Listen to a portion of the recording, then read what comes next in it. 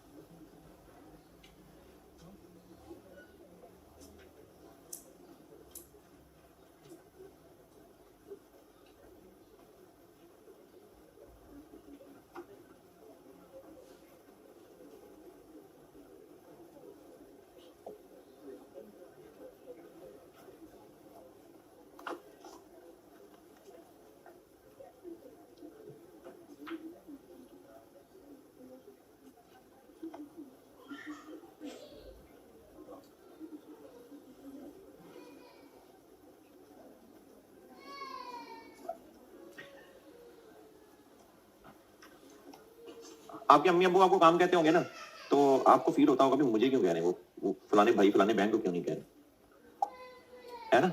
हाँ। और अगर वो आपको ही कहे जा रहे हैं, भाई ये तो नाइंसाफी है, ये क्या बात है, तब ये नहीं चलेगा। तो फिर माँ बाप से कहना चाहिए कि हमें क्यों कहे जा रहे हैं? नहीं, क्यों? ये नाइंसाफी वाले वो बहन भाई भी हैं, कहीं से उठा के थोड़ी लाए हैं, उनके बच्चे ही हैं आप, तो क्यों आपके साथ ये ज्यादती ये जुल्म क्यों हो रहा है? क्योंकि आप छोटे हैं, है ना?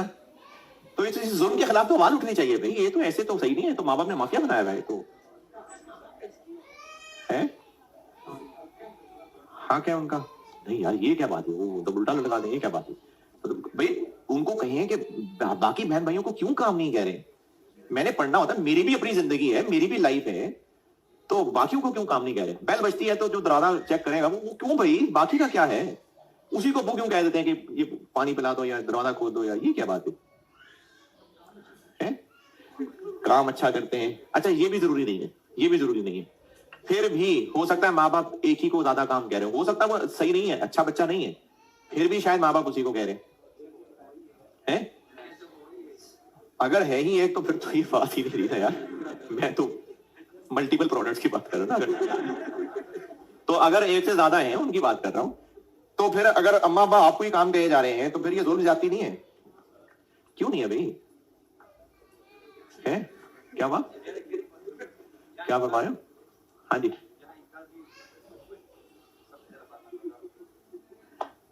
अच्छा। हम्म। अच्छा चले, ये जो आर्टिकल्स हैं, आपने कुछ साल डेढ़ साल बाद तो मार्केट में रूल ही रहे होने आर्टिकल ढूंढने के लिए, तो ये आर्टिकल में क्या वैल्यू एडिशन हो रही होती है? 3 साढ़े 3 साल के आर्टिकल, तो क्या क्या फायदा उसका? नहीं, फायदा क्या है उससे आपको? हाँ, तो वो जो पढ़ाई है ना, उस पढ़ाई का जब तक प्रैक्टिकल एक्सपीरियंस नहीं है तो वो वैल्यू एडिशन उससे होती है। अच्छा, अब आप उसमें अच्छी फर्म में या ऐसी फर्म जहां काम ज्यादा है वहां क्यों जाना चाहेंगे भी? है, काम ज्यादा मिलेगा क्योंकि आपको पता है उससे फायदा आपको होना है। अच्छा, वो जो काम ले रहे हैं आपसे, तो फिर वहां पर भी एतराज करता कि मुझसे ही क्यों काम लिए जा रहे हैं, मैं तो बाकियों का क्या है, मुझसे ही काम लिए जा रहे हैं, तो ये सही है फिर? है ये एतराज कि नहीं मुझे ना काम लें आप, है? नहीं, अगर आपको ज्यादा काम नहीं मिल रहा, बाकी आप तो खैर अभी वहां पहुंचे नहीं इसलिए आपको अंदाजा नहीं होगा इस बात का, लेकिन अगर आपको काम का एक्सपोजर नहीं मिल रहा, चिल माहौल में बैठे हुए हैं, तो फायदा है नुकसान है? नुकसान है ना, ये नुकसान असल में समझ आ रहा है आपको, इसलिए नुकसान है। माँ बाप वाला नुकसान समझ नहीं आ रहा। एक ना एक और हदीस का मफहूम है, 3 चीजें उसके अंदर, लेकिन उनमें से एक बता रहा हूं। आप सर मेंबर पे तशरीफ लेके जा रहे थे तो हजरत जिब्राइल अलैहिस्सलाम ने ना, अब बाकी लोगों को तो नहीं पता, साहबा को तो नहीं नजर आते फरिश्ते, तो हजरत जिब्राइल अलैहिस्सलाम ने आप के पास आके 3 बातें कही, और आप सल्लल्लाहु अलैहि वसल्लम ने ना हर स्टेप पे आमीन फरमाया। तो उनमें से एक बात यह है कि हजरत जिब्राइल अलैहिस्सलाम फरमा रहे हैं कि हलाक हो गया वो शख्स जिसने अपने वालिदैन में से दोनों या किसी एक को बुढ़ापे की हालत में पाया और वो उनकी खिदमत करके जन्नत अर्न नहीं कर सका। तो आप सल्लल्लाहु अलैहि वसल्लम फरमा रहे हैं आमीन। इसकी मफहूम आप ऐसे समझें कि अगर मैं किसी को कहूंगा भाई उससे तो नालायक स्टूडेंट ही कोई नहीं है ना, जिसको एग्जाम में बैठे हुए सोल्यूशन दिखा रहे थे और वो सोल्यूशन ही नहीं देख रहा था, ईमानदारी की बात नहीं कर रहा, उसको कह रहे थे ये लो देख लो सोल्यूशन, वो कह नहीं मैं सुस्ती में बैठा हूं, मैं कहां सोल्यूशन देखूंगा, तो भाई वो तो बहुत ही पागल है, उसको तो डायरेक्ट रास्ता मिल रहा था और उसने इग्नोर कर दिया, वो तो बर्बाद है, वो नहीं पास होता। ये इस सेंस में बात। तो ये जो पेरेंट्स है ना, ये अगर आप पेरेंट्स की बात मान रहे हैं तो ये पेरेंट को कोई प्रिविलेज नहीं है कि अल्लाह ने उनको गुलाम दिए हैं काम लेने के लिए, ये औलाद के लिए प्रिविलेज है। अगर औलाद को काम मिल रहे हैं मां बाप के तो ये औलाद का फायदा है, ये उसके लिए फायदे वाली बात है कि उसको काम मिल रहे हैं। और आप इस बात को इमेजिन करके देखिए कि अगर आपके अम्मा अब्बा आपसे कोई काम कहते थे और आपने आगे से बदतमीजी कर दी और अब वो आपको काम नहीं कह रहे, तो ये अब चिल माहौल, अब जरा अच्छा है, ये क्या खराबी है इसमें, अब तो काम ही नहीं कह रहे, इसमें क्या बुरा है? वो नाराज हो गए, वो फिर नाराज है आपसे, तो ये अच्छी बात नहीं है। तो ये जो माँ बाप काम कह देते हैं ना, ये आपके फायदे वाली बात होती है। इब्ने हिबान 3-4 नंबर नजर नहीं आ रहा, वन है। सैयदना अनस बिन मालिक रज़ी अल्लाह तआला से रिवायत है, नबी अकरम सल्लल्लाहु अलैहि वसल्लम ने फरमाया, अल्लाह ताला जब किसी बंदे के लिए खैर चाहते हैं तो उससे काम लेते हैं। पूछा गया किस तरह का काम लेते हैं अल्लाह के रसूल सल्लल्लाहु अलैहि वसल्लम? आप सल्लल्लाहु अलैहि वसल्लम ने फरमाया, मौत से पहले उसको नेक अमल करने की तौफीक अता फरमाते हैं। तो अगर हमें कोई अच्छे काम करने का मौका मिल रहा होता है ना, तो ये रिवॉर्ड वाली बात है, फायदे वाली बात है, मरने वाले ना हो जाए लेकिन माँ बाप ने काम कह दिया। एक सवाल मैंने होमवर्क दिया था, उस पर आता हूं बाद में। उससे पहले ये ना 2 सवाल हैं, ऑटम 23 और स्प्रिंग 24।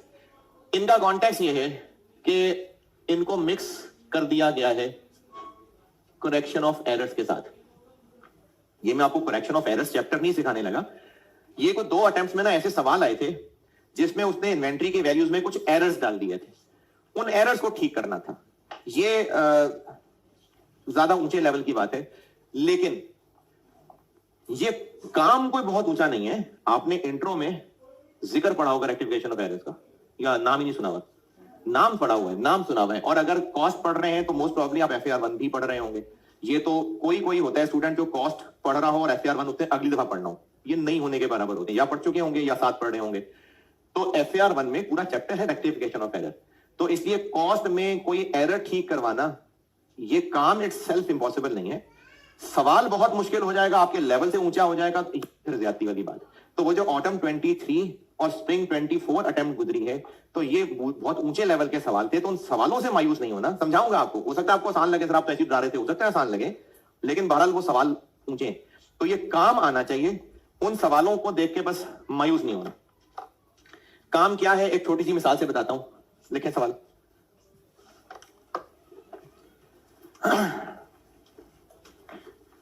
अच्छा हाँ, उससे पहले वो याद आया, और रिकॉर्डिंग वाले बच्चे ने 1-2 सवाल पूछे थे। एक तो रिकॉर्डिंग वालों को एक नसीहत, मैंने पहले भी कही है ये बातें। देखो बेटे, अगर कोई बात मैंने तफसील से क्लास में समझाई है और मिसालें दे के समझाई है, और आप वही बात ग्रुप में लिख के पूछते हैं कि कोई ये बता दे, भाई आप लेक्चर दोबारा प्ले कर लो। यानी वो बात जो मैंने बोल के जेस्चर्स के साथ समझाई है, आपको वो भी लिख के समझा दे, या सर आप दोबारा बता दे, तो दोबारा लेक्चर चला लो भाई। तो जिस चीज को मैंने समझाया होता है ना, आप लेक्चर दोबारा चलाया करें, कोई मसला नहीं, आप दोबारा चलाया करें। और एक सवाल वो सामने वालों का भी हो सकता है, इसलिए बता रहा हूं। कल परसों वाले सवाल में इनफैक्ट कल परसों तरसों तीनों दिन वाले सवाल में, जो हम टेबुलर वर्किंग करें कॉस्ट कैलकुलेशन की, उस टेबल के अंदर NRV राइट डाउन डाल रहे हैं? क्यों नहीं? नहीं, क्योंकि वो जो टेबल है वो कॉस्ट की कैलकुलेशन है, लेकिन हम NRV राइट डाउन की एंट्री क्यों कर रहे होते हैं? ताकि जो लेजर में बना इन्वेंट्री का T अकाउंट है, उसका CD वहां से ट्रायल में जाए, ट्रायल से आगे फाइनेंशियल स्टेटमेंट्स में जाए। तो ये कोई टेंशन नहीं लेनी आपने कि इन्वेंट्री का जो लेजर अकाउंट है उसका वही क्लोजिंग नजर आना चाहिए जो हमारे उस टेबल का क्लोजिंग है। जरूरी नहीं है सेम नजर आए। क्यों जरूरी नहीं है? क्योंकि वो टेबल तो है ही कॉस्ट का टेबल, और उस T अकाउंट में बैलेंस CD क्या लाना है? वो लॉर ऑफ कॉस्ट और NRV लानी। तो इसलिए ये कोई रूल नहीं है कि जर्नल, लेजर, ट्रायल, SOFP जो अकाउंटिंग सिस्टम है, इन्वेंट्री के लेजर अकाउंट का क्लोजिंग बैलेंस वही लाजमी टैली करे जो उस कॉस्टिंग वाले टेबल का क्लोजिंग है। क्यों? क्योंकि वो टेबल क्या बता रहा है? कॉस्ट्स, जबकि इन्वेंट्री अकाउंट का CD बैलेंस क्या बताना चाहिए? लॉर ऑफ कॉस्ट और NRV। तो ये दोनों में फर्क बिल्कुल होगा। अच्छा, और क्या सवाल था? और आप में से किसी को मैंने कल कहा हो क्लास पे याद कराना? कुछ नहीं। सवाल लिखिए।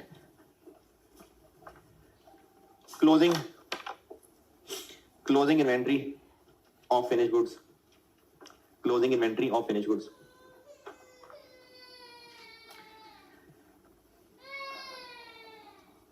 ₹3 million, 3 million rupees. Following errors have been discovered. Following errors have been discovered.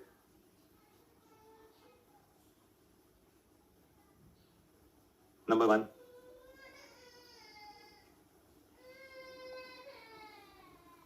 Purchase of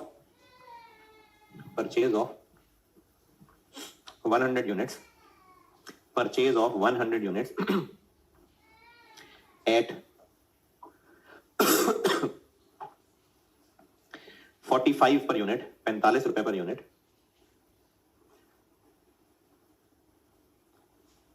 was recorded as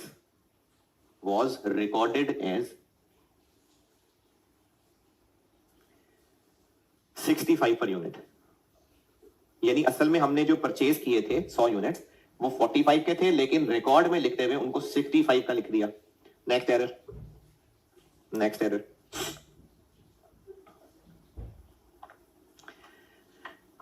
cell of 70 units, sale of 70 units costing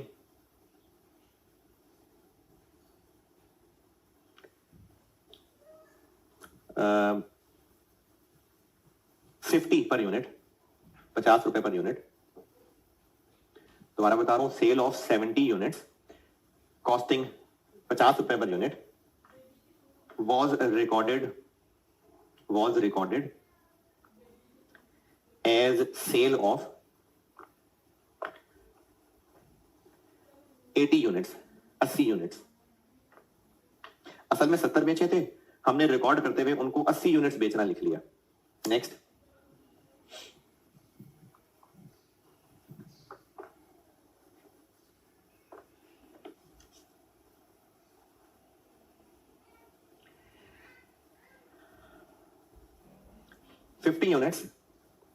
$50 units costing 50 units costing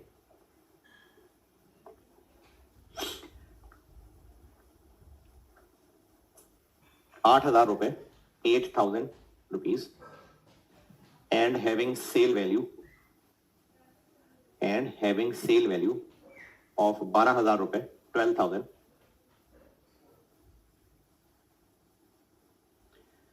were used by owner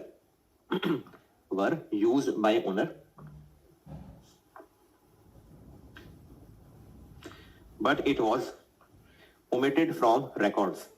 यानी drawings थी और उसको record करना ही भूल गए. आपसे required है closing correct closing stock की सही वैल्यू रिक्वायर्ड है. अब इसका फॉर्मेट क्या बनाएं और शुरू कैसे करें और कहां से लिखना शुरू करें? तो कहां से लिखना शुरू करेंगे सवाल? मतलब इसको प्लान कैसे करें, कैसा प्रेजेंट होगा सवाल? गलत वैल्यू लिखेंगे, उसमें प्लस माइनस एडजस्टमेंट्स करके फिर सही वैल्यू आ जाएगी. करें.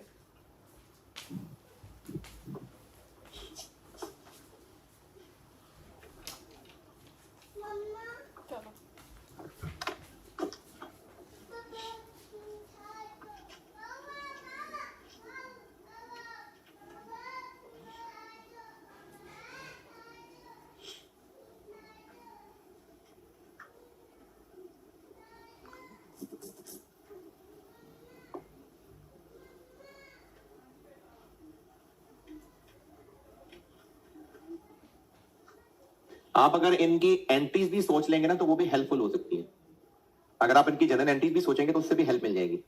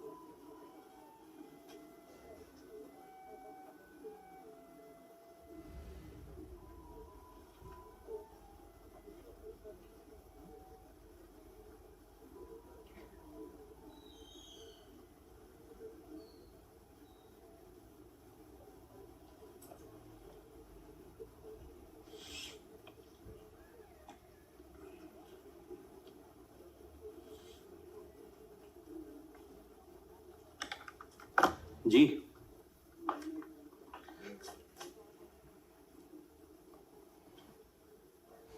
हमने सही वाली क्लोजिंग स्टॉक की वैल्यू निकालनी है, तो गिवन कितनी है? 3 मिलियन। पहला एरर क्या हुआ? परचेज ज्यादा रिकॉर्ड कर दी। तो परचेज ज्यादा रिकॉर्ड कर दी तो इन्वेंट्री ज्यादा डेबिट कर दी होगी, तो हम क्रेडिट कर दें या कह लें माइनस कर लें? क्या गलती की? टोटल कितने यूनिट्स? 100 यूनिट्स, और हमने 20 रुपए ज्यादा रिकॉर्ड कर लिए, तो 2000 माइनस कर देंगे। इसमें कोई मुश्किल एतराज परेशानी? दूसरा एरर, सेल ज्यादा रिकॉर्ड कर ली कम रिकॉर्ड कर ली?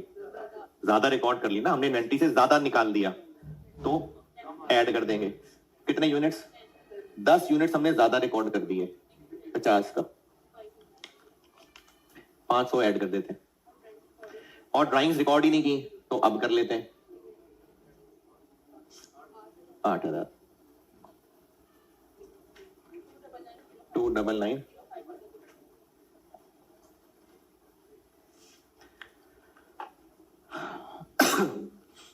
हाँ जी, इसमें कोई मुश्किल परेशानी तकलीफ? ये है असल में एरर की करेक्शन जो मैं कह रहा हूं, यानी एरर की करेक्शन इटसेल्फ टेस्ट हो जाना ये मसला नहीं है, लेकिन जो सवाल मैं आपको पास पेपर के करा रहा हूं वो जरा मुश्किल सवाल थे। आज वाला तो इतना मुश्किल नहीं था, कल वाला ज्यादा मुश्किल है जो कल कराऊंगा। इसमें बताइए कुछ पूछना है तो। चलें, आप ऑटम 23 पढ़ लीजिए। ऑटम 23।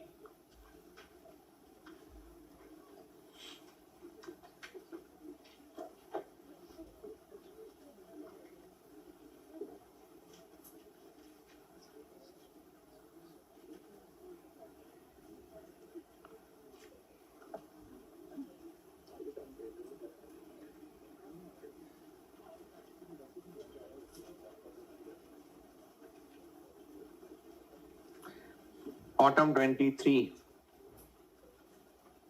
सितारा एंटरप्राइजेस। ये क्वेश्चन नंबर 2 होगा शायद, पुरानी है तो क्वेश्चन 1 होगा।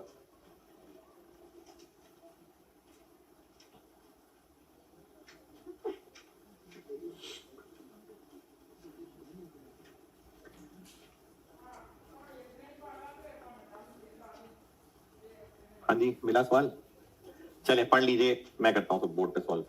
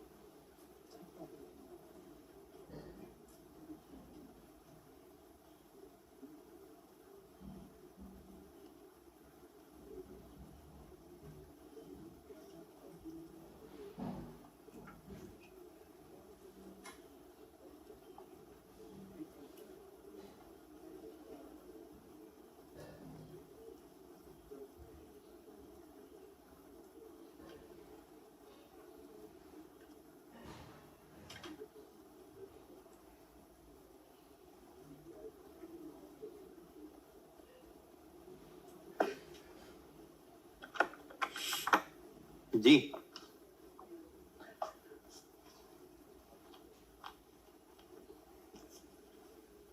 सवाल पढ़ने को कहता हूं ना तो पूरा पढ़ा करो ना यार, सुस्ती ना किया करें। देखें, बोर्ड से देख के लिखना ये आप स्कूल में सीख चुके हुए हैं। बोर्ड से देख के लिख लेते होते हैं? देख के लिख लेते हैं ना, तो आपको स्कूल से आता है। तो यहां बोर्ड से देख के लिखना तो सीखने नहीं आए ना। जो सवाल मैं आपको करवा रहा हूं ना, आपको उसकी अंग्रेजी पढ़ के ये तसल्ली होनी चाहिए कि जो लिखा है ये वही है, आपको समझ आना चाहिए पढ़ के। इसलिए सवाल जब तक बेटा पढ़ोगे नहीं तो सीखेंगे नहीं। सवाल पढ़ लिया है तो मैं कर रहा हूं शुरू। एक बिजनेस के रॉ मटेरियल का डाटा है सारा, उसके मुख्तलिफ तरह के रॉ मटेरियल हैं और उन सब का एक गुजरे हुए क्वार्टर का, यानी कितने महीने, 3, 31 अगस्त को खत्म हो रहा है तो अगस्त, जुलाई और जून, तो इन 3 महीनों के रिकॉर्ड से ये समरी टेबल बना के दिया है। ओपनिंग यूनिट भी है, कब के ओपनिंग, क्वार्टर के ओपनिंग यानी 1 जून। परचेजेस दी हैं, कब की परचेजेस, उस 3 महीनों की टोटल परचेजेस, और क्लोजिंग इन्वेंट्री 31 अगस्त का। अच्छा, ये जो आपको टेबल में ओपनिंग, परचेजेस और क्लोजिंग इन्वेंट्री का कॉलम दिया है, ये रुपीस है कि क्वांटिटी है? ये क्वांटिटी है, रुपीस आखिरी दोनों कॉलम है, लिखा हुआ है इसलिए आखिरी दोनों कॉलम में रुपीस। ये एक क्वार्टर का टोटल डाटा है बहुत सारे रॉ मटेरियल्स का। एडिशनल इंफॉर्मेशन में परपेचुअल इन्वेंट्री ना भी कहता तो हम परपेचुअल ही करते हैं। फाइफो मेथड है, और ये पहले भी हुई बात कि फाइफो मेथड लगाने के लिए बहुत सारी परचेजेस होनी जरूरी है, या ओपनिंग और टोटल परचेजेस भी काफी है। ओपनिंग टोटल परचेजेस काफी है फाइफो के लिए, और उसके अलावा आपको फिर मुख्तलिफ एरर्स नजर आ रहे हैं, वो पढ़ के पता चल रहा है कि एरर्स हैं। रिक्वायर्ड क्या है? क्लोजिंग इन्वेंट्री, ABCD की अलग अलग कह रहे हैं? नहीं, बस क्लोजिंग इन्वेंट्री की वैल्यू कही है, और कॉस्ट ऑफ मटेरियल कंज्यूम्ड कहा है after taking into account the above adjustments. यानी जो ऊपर सब बताया हुआ है इसमें होंगे कोई एरर भी, तो वो एरर ठीक कर लें, और अब क्लोजिंग रॉ मटेरियल का स्टॉक बताना है और कॉस्ट ऑफ मटेरियल कंज्यूम, ये 2 फिगर्स ठीक करके बतानी। ये सवाल की रिक्वायरमेंट है। सवाल की रिक्वायरमेंट में कोई किसी किस्म की कंफ्यूजन तो कैसे प्रेजेंट करें सवाल? 2 अलग अलग चीजें पूछी है ना, तो दोनों को अलग अलग हम शुरू कर लेते हैं। यानी एक तरफ क्लोजिंग स्टॉक, उसकी गलत फिगर से शुरू कर लेते हैं, और एक हम कॉस्ट ऑफ मटेरियल कंज्यूम की गलत फिगर से शुरू कर लेते हैं। फिर दोनों को साथ साथ चलाना इसलिए बेहतर है। पहले हम लोग जब मल्टीपल प्रोडक्ट्स का सवाल करते थे तो मेरी सजेशन के प्रोडक्ट वाइज अलग अलग करें, लेकिन अब मैं कह रहा हूं कि मटेरियल और क्लोजिंग स्टॉक और मटेरियल कंज्यूम, इन दोनों को हम साथ साथ ठीक करना चलाएंगे। क्यों कह रहा हूं ऐसे? हम एरर बढ़ते जाएंगे, वो एरर जिस जगह ठीक होने वाला होगा वहां ठीक कर लेंगे, वरना अगर एक एक करके चलेंगे तो वो एरर्स फिर से दोबारा से पढ़ने पड़ेंगे। एरर ठीक करने हैं ना, तो सवाल तरतीब से पढ़ते जाएंगे, दोनों वर्किंग साथ साथ चला लेंगे, तो जिस जगह ठीक करने वाला होगा वहां ठीक कर लेंगे। तो हम इसको 2 टेबल्स से शुरू करते हैं सवाल को। ये मैं कर रहा हूं ऑटम 23, एक value of raw material closing stock, और फिगर रुपीज मिलियन थाउजेंड किसमें है? रुपीज में है, और एक साथ खोल लेते हैं कॉस्ट ऑफ मटेरियल कंज्यूम्ड।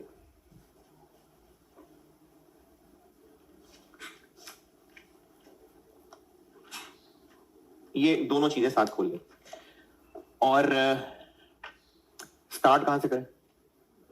जो गलत फिगर है, तो ये फिगर दी हुई है गलत वाली,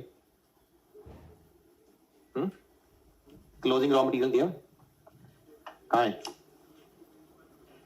पॉइंट नंबर 2 के अंदर ओपनिंग भी दिया हुआ है, क्लोजिंग भी दिया हुआ है। क्लोजिंग कितना? 157000000, और मटेरियल कंज्यूम भी दिया हुआ है। कहां मटेरियल कंज्यूम किधर है? क्योंकि वो कह रहा है सही करके बताएं, तो वो गलत वाला भी तो बताया ना। ये किधर है मटेरियल कंज्यूम्ड? खुद निकालना पड़ेगा। तो कहां है? हम कहां टेबल बनाते फिर, कैसे निकालें? आपको ओपनिंग भी दिया हुआ है, क्लोजिंग भी दिया हुआ है, और ऊपर टेबल का आखिरी कॉलम परचेजेस भी दी हुई है। तो ओपनिंग रॉ मटेरियल कितना है? 10.25। परचेजेस कितनी है? ऊपर टेबल में आ रही है 54.25। क्लोजिंग कितना है?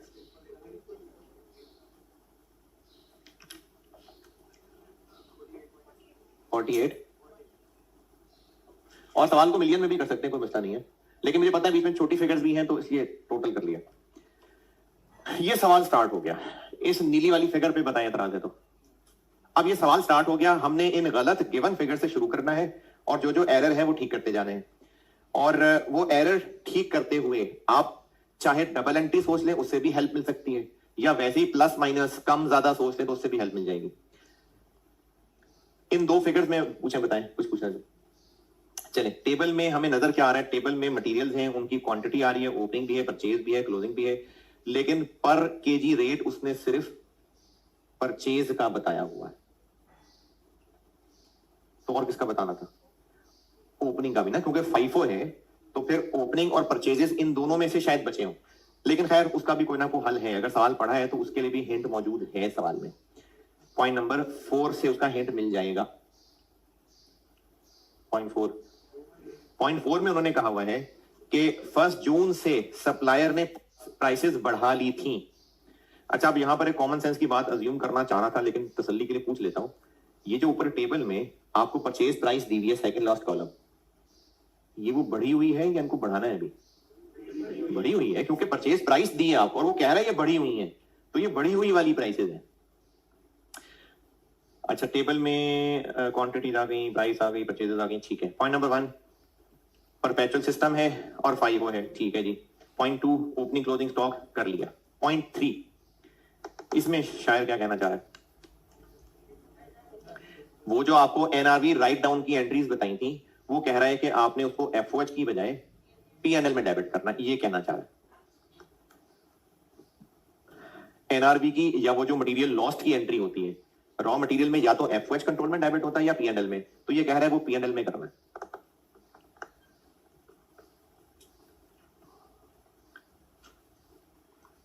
तो इसका इस सवाल में क्या काम है? जो रिक्वायर्ड है उसमें तो कोई काम नहीं, यानी रिक्वायर्ड में तो इसका कोई अमल दखल नहीं। पॉइंट नंबर 4 ये समझा दिया आपको। पॉइंट 4 जो टेबल में परचेज प्राइसेस हैं ये वो बढ़ी हुई वाली हैं। चले, कोई ना कोई इस्तेमाल होगा। चले जी, point number 5 a review of the record has revealed the following. Number 1, raw material issue किया था और मेथड तो बनता है फाइफो, लेकिन रिकॉर्ड करने वाले ने लाइफो लिख लिया। अच्छा, अब ये जो लाइफो लिख लिया, ये आपको तो पढ़ाया नहीं गया लाइफो, तो ये तो गैर अखलाकी हरकत थी कि वर्ड यूज नहीं होना चाहिए था, लेकिन शायद इंट्रो में नाम सुना हो इसका कि नहीं, लास्ट इन फर्स्ट आउट। तो फिर हो गया तो हो गया, मसला क्या है? हाँ जी,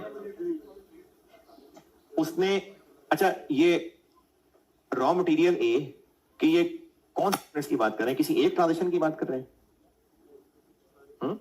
The issuance of raw material has erroneously been recorded, ये सारे ए की बात कर रहे हैं, वरना बाकी सवाल देखेंगे ना तो कुछ कुछ यूनिट्स की बात हो रही है, लेकिन यहां पर सारे ए की बात हो रही है, यानी ए सारा का सारा फाइफो की बजाय लाइफो पे ट्रीट हो गया। फाइफो में क्या होता है? क्लोजिंग नए में से बचे होते हैं, पुराने इशू हो गए होते हैं। लाइफो में पुराने बचे होंगे, नए वाले इशू हो गए होंगे। ये आपके सिलेबस में है नहीं मेथड, लेकिन अगर इंट्रो में नाम सुना हुआ तो चलो अच्छी बात है। लाइफो होता है लास्ट इन फर्स्ट आउट, ये फाइफो का अलर्ट होता है। यानी फाइफो में इस सवाल से नहीं बल्कि इस सवाल से हटके उसी का डाटा ले लेता हूं। ए का ओपनिंग बताएं, ओपनिंग 10,000 और परचेजेस कितने? 66 और पर यूनिट ये 100 है। ये अरे रेट पूछ रहा हूं मैं, ये कैसे? ये बढ़ा हुआ रेट है, ये 25% बढ़ने के बाद था, ये 100 है। मतलब देखने में तो 100 है, लेकिन मैं जिस सेंस में पूछ रहा हूं, ये 100 है कि 125 है? ये 125 है।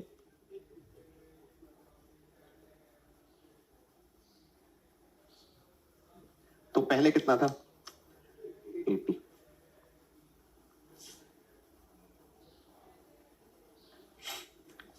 जो ए है उसका स्टेटस ये है कि इस महीने का ओपनिंग ये है, परचेजेस ये है और इनके रेट ये हैं। सही तरीका था फाइफो, गलती से लग गया लाइफो। क्लोजिंग स्टॉक कितना है? 9,000, क्लोजिंग स्टॉक 9,000 है। ये 80 रुपए ना समझ आया किसी को? नहीं समझ आया? कैसे निकलना चाहिए था पुराना रेट? डिवाइड किससे? अच्छा फिर से बताता हूं। जो परचेजेस का रेट टेबल में आ रहा है, ये इस क्वार्टर में खरीदी गई चीजों का रेट है या ओपनिंग का है? कैसे पता? मैं कहा भाई परचेजेस उसका रेट है और उसका टोटल है, तो ये परचेजेस हैं। तो ये परचेजेस का रेट दिया हुआ है जो इस क्वार्टर में खरीदी गई, और सप्लायर ने इस क्वार्टर में प्राइसेस बढ़ा ली थी या नहीं बढ़ाई। तो ये जो परचेजेस वाला पर यूनिट रेट दिया हुआ है, ये महंगा वाला है कि सस्ता वाला है? ये महंगा वाला है। कितना महंगा? जितना पहले रेट था उससे 25% महंगा हो गया हुआ है। तो ये रेट 125 है, तो पुराना रेट निकला है। अच्छा, अब पिक्चर ये है, होना क्या चाहिए था और हुआ क्या? FIFO, ये 9 किस में से बचे होने चाहिए थे? इनमें से। और हुआ क्या है? इसमें से बचे। और ये 9 है ना, तो ये इसके अंदर पूरे पूरे हो रहे हैं। वरना अगर ये 12 होते, अगर ये 12,000 होते तो होना चाहिए क्या? वो 12 के 12 ये वाले होने चाहिए। और लाइफो से रिजल्ट क्या निकला कि 10 वो वाले और 2 ये वाले। तो ये फैक्ट्स है। और होना चाहिए क्या था कि इन 9,000 की सही क्लोजिंग वैल्यूएशन इस पे होनी चाहिए थी, और हुई इस पे। अच्छा, चूंकि मैं साथ ये भी ठीक करने लगा हूं, तो साथ में उसकी बात भी कर लेता हूं। FIFO में ये कंज्यूम हो चुके होने चाहिए थे, लेकिन लाइफो लगने की वजह से ये कंजम्पशन शो हो रहे हैं, वो नहीं। तो करेक्ट क्लोजिंग बनना चाहिए था 9,000 यूनिट्स, 100 वाले 9 लाख, लेकिन रॉन्ग क्लोजिंग बन गया 9,080 वाले। तो अब हम क्या करें? क्लोजिंग स्टॉक को बढ़ा देते हैं। 180,000 से हम क्लोजिंग को बढ़ा देते हैं। और देखिए, अगर क्लोजिंग में महंगे वाले को बचाना है, तो इसका मतलब सस्ता वाला फिर इशू करवाना है। नहीं, मुझे पसंद नहीं आया, मजे की बात नहीं की मैंने। ये 180,000 से क्लोजिंग को बढ़ाना, ये बात समझ आई?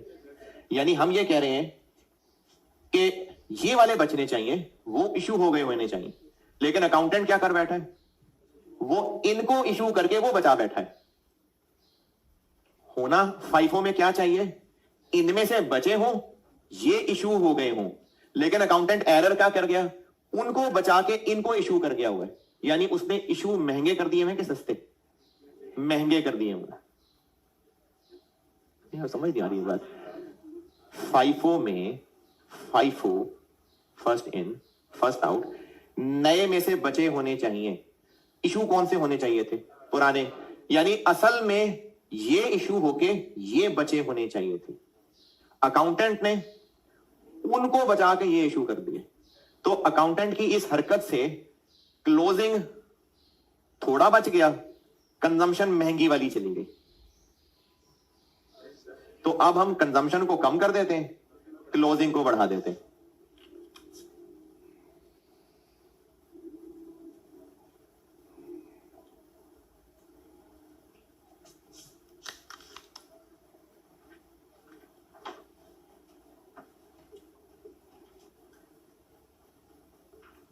क्लोजिंग स्टॉक को बढ़ा देते हैं और इसको कम कर देते हैं।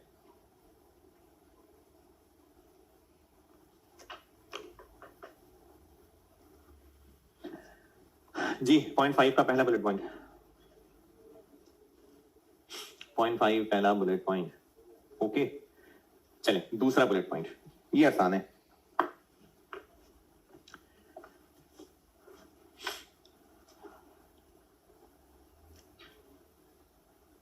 मटेरियल बी इशू हुआ था असल में, लेकिन अकाउंटेंट ने रिकॉर्ड करते हुए समझा कि सी इशू हुआ है।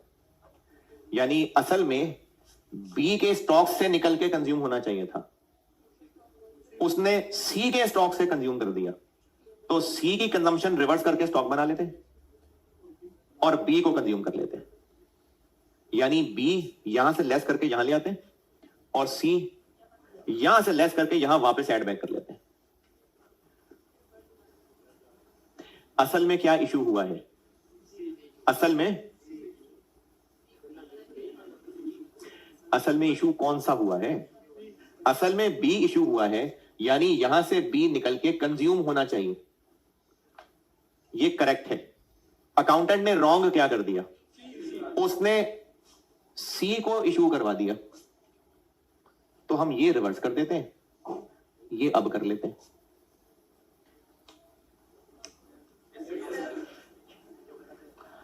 बी इशू हुआ, अकाउंटेंट ने रिकॉर्ड नहीं किया, तो बी का इशू अब रिकॉर्ड कर लेते हैं।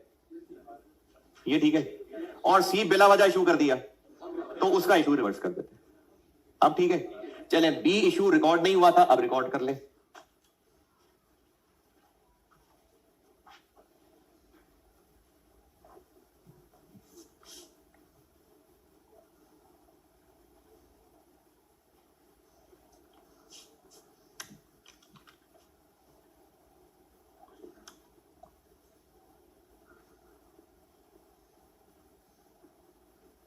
और जो सी इशू हो गया था वो रिवर्स कर देते हैं।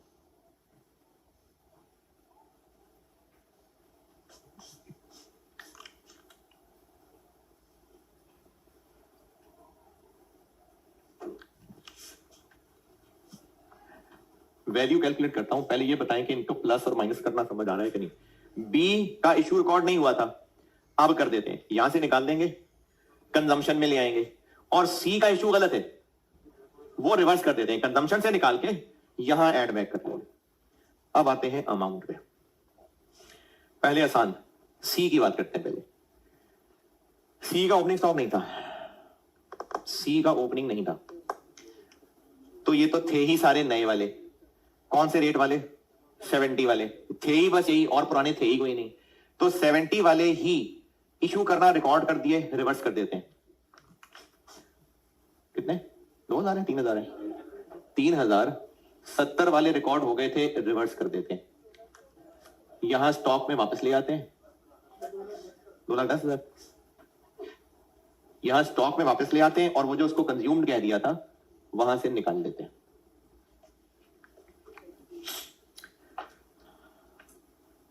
हाँ जी, सब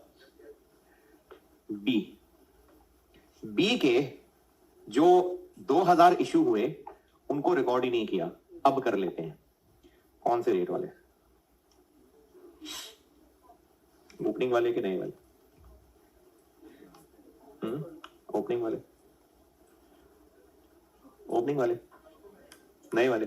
क्यों नए वाले? समझ नहीं आई।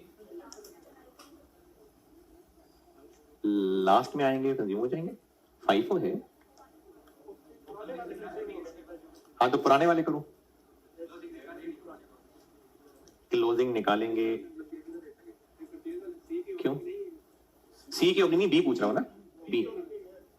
बी का तो ओपनिंग पड़ा हुआ है, वो 30,000 किलो पड़े हुए।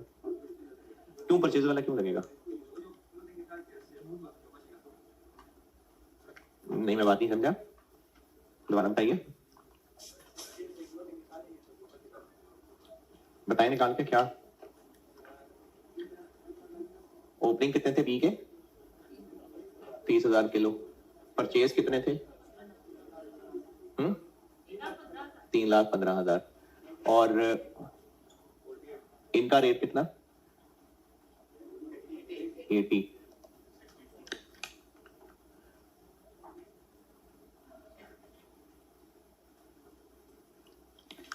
जी 64। तो बी के 3,000 किलो इशू किए जो रिकॉर्ड नहीं किए, तो वो मैं पूछ रहा हूं कि उसको अब रिकॉर्ड कर ले, तो 80 वाले के 64 वाले? अच्छा, क्यों 80 वाले? फाइफो है तो पुराने इशू होने चाहिए ना। अरे लाइफो नहीं यूज किया हुआ था, वो सिर्फ ए का मसला था। ये लाइफो वाली बात सिर्फ ए के लिए लिखी हुई है। नहीं यार, नहीं पढ़े, दोबारा पढ़े पॉइंट। लाइफो वाली बात सिर्फ ए के लिए है, बी सी डी ई के लिए नहीं है, सिर्फ ए के लिए लाइफो वाला मसला है। तो LIFO is not the reason. क्यों नहीं? तो क्या पता ये 3000 वो शुरू में इशू हुए थे। हाँ हाँ, अच्छा 64 क्यों भाई? हाँ तो 64 का रेट लेंगे।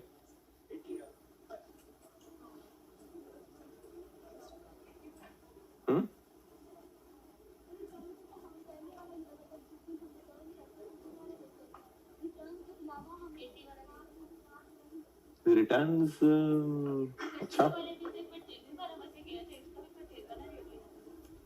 सी में नहीं, सी तो ओपनिंग था नहीं ना, इसलिए मैंने उलझाया नहीं इसमें। सी में ओपनिंग नहीं है, तो जब है ही नहीं तो सी तो है ही सारे 70 वाले।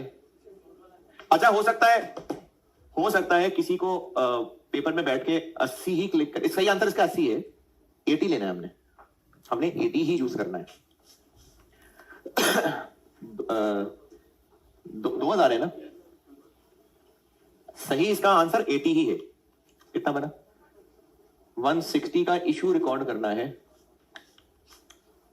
तो यहां आ जाए। सही जवाब 80 रुपए ही है।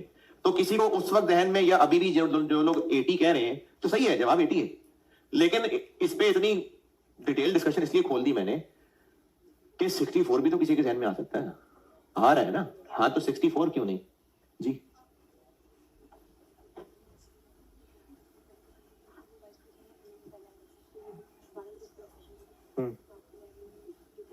नहीं मुश्किल है, सवाल करा रहा हूँ एक मुश्किल, उनको चाहे से टाइम है, कोशिश करूंगा खत्म कर दिया तो ठीक है। पता नहीं यार क्या बता रहा था। हाँ हाँ हाँ 64 क्यों नहीं? क्या बात?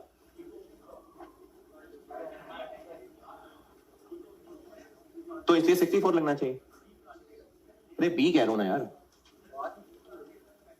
सी पे पुराना इसलिए नहीं लगाया था क्योंकि उसका पुराना कोई था नहीं ना। अरे तो इसलिए क्योंकि पुराना था नहीं। हाँ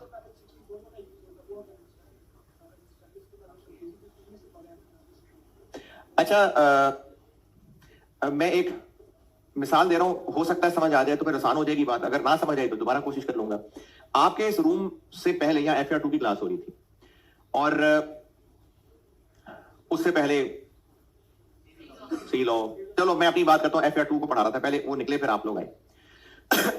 अब जैसे सेशन है यहां पर एक, और उसके लिए कह जी कि स्टूडेंट्स को बाहर निकालना है। अच्छा 10 और लोगों को निकालना था, तो वो 10 लोग और निकाले ना, 10 लोग और निकालने हैं बाहर। अभी 10 लोग निकालने थे, हम भूल गए निकालने। मेरी इस मिसाल को दोबारा समझिए। आपसे पहले FR2 की क्लास हुई थी ना, अब आप कॉस्ट की क्लास के स्टूडेंट्स बैठे हुए हैं। अगर अब ये जुमला बोला जाए अब कि वो 10 स्टूडेंट्स को और निकालना था क्लास से, तो वो तो निकालना ही भूल गए, चलो अब निकाल देते हैं। तो ये कौन से 10 स्टूडेंट्स को निकालें हम? कॉस्ट वाले। क्या पता वो FR2 से निकालने हो, वो भूल गए हो भाई। अब तो इन एनी केस चले गए मैं ना, वो अगर उनको निकालना भूल भी गए थे, वो तो एनी केस जा चुके हैं, तो ही तो कॉस्ट वाले आए हैं। वो तो एनी केस चले गए हुए हैं। नहीं समझ आई मिसाल?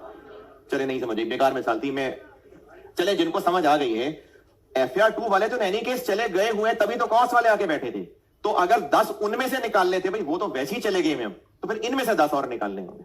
क्लोजिंग स्टॉक कितना रह गया है? कितना? 48,000। 48,000। अगर हमने 2000 किलो नहीं भी निकाले थे इनमें से, तो भाई बाद में निकल गए होंगे। इतना सा तो रह गया क्लोजिंग स्टॉक, क्या वो अभी तक पड़े आ रहे होंगे? ये 48,000 किलो किनमें से हैं? इनमें से ही है ना। तो अगर 2000 किलो लिखने भूल भी गए थे, तो वो इनमें से अभी तक थोड़ी साइड पे चुप के बैठे होंगे, तब नहीं बाद में निकल गए होंगे। ये तो एनी केस निकल गए होंगे नहीं, तो ये इन्हीं में से ही है। तो अगर हमने 2000 नहीं निकाले, अब निकाल देते हैं किन में से? इन्हीं में से ही और निकालेंगे। ये तो पहले स्टोर से बहुत पहले के जा चुके हुए होंगे, क्योंकि ये थे, इतने और आए, जाते गए, रह ही सिर्फ इतने से गए हैं। तो ये तो पॉसिबल ही नहीं है कि इनमें से 2000 किलो अभी तक बचे आ रहे होंगे। तो हमने इनमें से 2000 किलो और निकाल देने। ओके, छठा पॉइंट,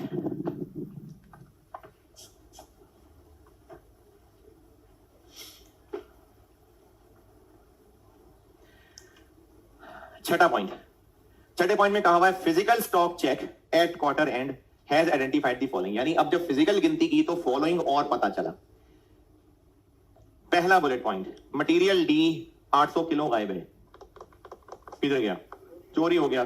तो हमें फिजिकल स्टॉक पे जाके पता चला, यानी इसको रिकॉर्ड नहीं किया हुआ ना, तभी तो फिजिकल काउंट पे पता चला जाके। तो कर ले, 800 चोरी करा दें, क्या करें, यहां से निकाल देते हैं।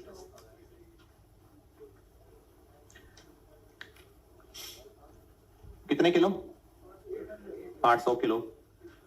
तो किन में से, नए में से ही, नहीं डी में से तो है, परचेज में से, ओपनिंग में से, परचेज में से ना। तो कितने वाला, 50 वाला जी। अच्छा, ये चोरी हुए हैं तो यहां ऐड कर दो। नहीं, वो तो पीएनएल में डेबिट होंगे, कंजम्पशन में थोड़ी आएंगे, तो बस यहां। फिर क्या हुआ, फिर मटेरियल ई, जब फिजिकल गिनती गिनी तो हमारे रिकॉर्ड से जितने होने चाहिए थे 500 उनसे ज्यादा थे। तो बस चुप करके रख लो बस, इसकी वजह देखनी पड़ेगी। वजह यह पता चली कि 500 जो ज्यादा नजर आ रहे हैं, तो 200 तो वाकई ज्यादा है, सप्लायर गलती से रख गया है, वो तो वापस ही करने पड़ेंगे ना। तो उनको हम अपनी चीज मान लें, वो तो वैसे ही वो गलती से रख गया, हम वापस कर देंगे। 300 हैं जो हमने खरीदे थे और उनको रिकॉर्ड नहीं किया, तो अब कर लें।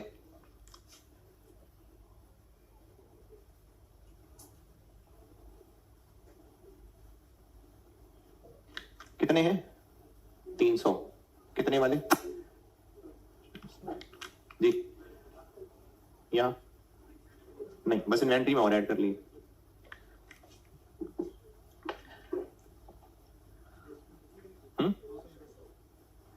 आ, 200 यूनिट सप्लायर गलती से हमारे पास रख गया, तो दिल की कम्युनिटी तो यह है कि बस रख ले, लेकिन अच्छा तरीका क्या है, उसको वापस करें। तो उसको रिकॉर्ड थोड़ी करेंगे हम, वो तो गलती से हमारे पास रखवा गया तो वापस ले जाएगा, रिकॉर्ड हम क्यों करें, हमारा है ही नहीं ना वो।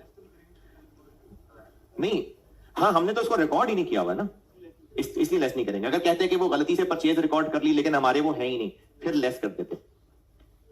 कैसे पता रिकॉर्ड नहीं किया।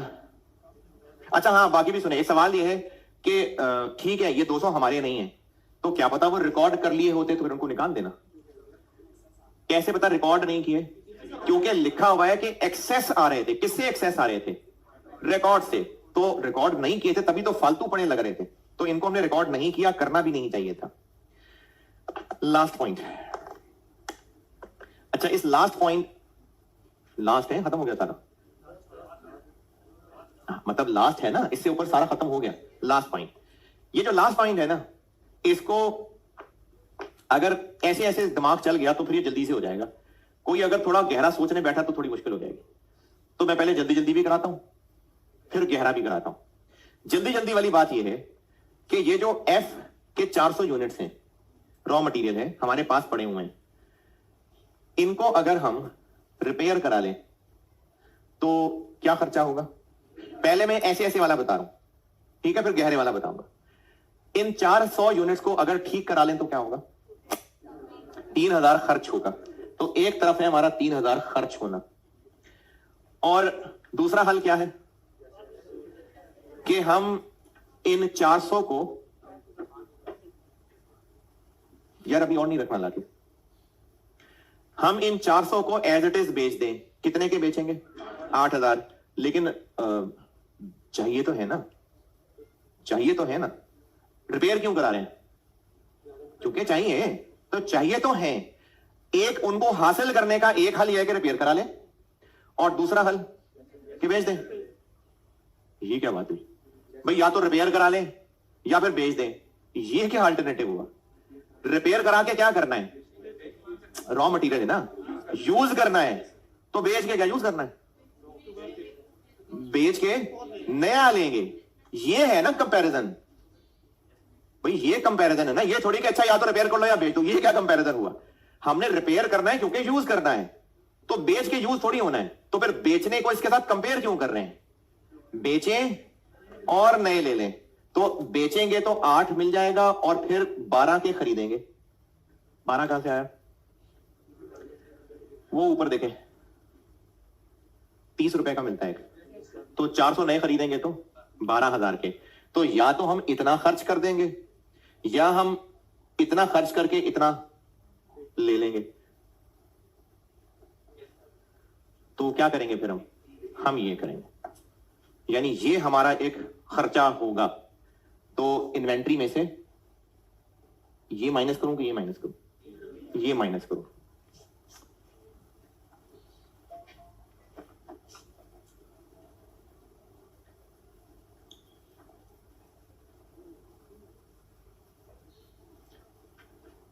अच्छा, अब इसको मैंने 4 से कंपेयर किया तो कम खर्चा प्रेफर होगा ना कि नहीं? कम खर्चा प्रेफर होगा, तो इसलिए मैंने इसकी जगह उसको लिया। अब ये ऐसे ऐसे तो हो गया, लेकिन फिर सवाल ये है कि इन्वेंट्री से क्यों लेस किया, है ना?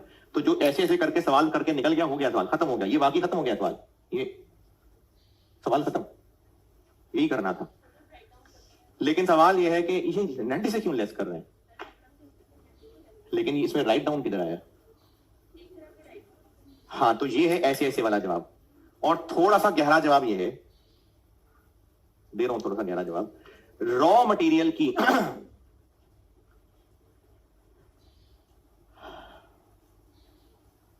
एनआरवी क्या होती है? Replacement cost.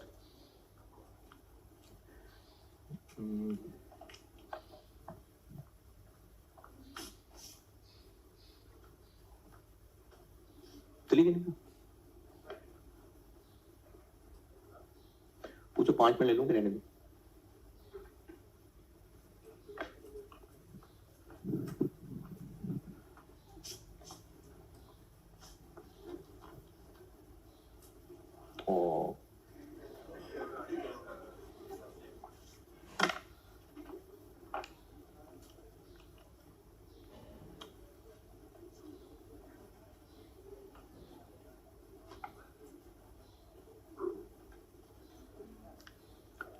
चले भाई, वो इधर सेशन होना है, ये बात थोड़ी लंबी हो सकती है, तो कल आपको मैं स्प्रिंग 24 कराता हूं। और ये खत्म हो गया सवाल, ये कंप्लीट हो गया है, ये कंप्लीट है। सिर्फ इसकी एक गहरी रीजन बतानी है, वो कल बता के तो स्प्रिंग 24 कराऊंगा और बस कल फिर ये इन्वेंट्री खत्म। और आपका यही सवाल होमवर्क है, ये आपने करना है, तो मैंने किया। ठीक है, अल्लाह हाफिज।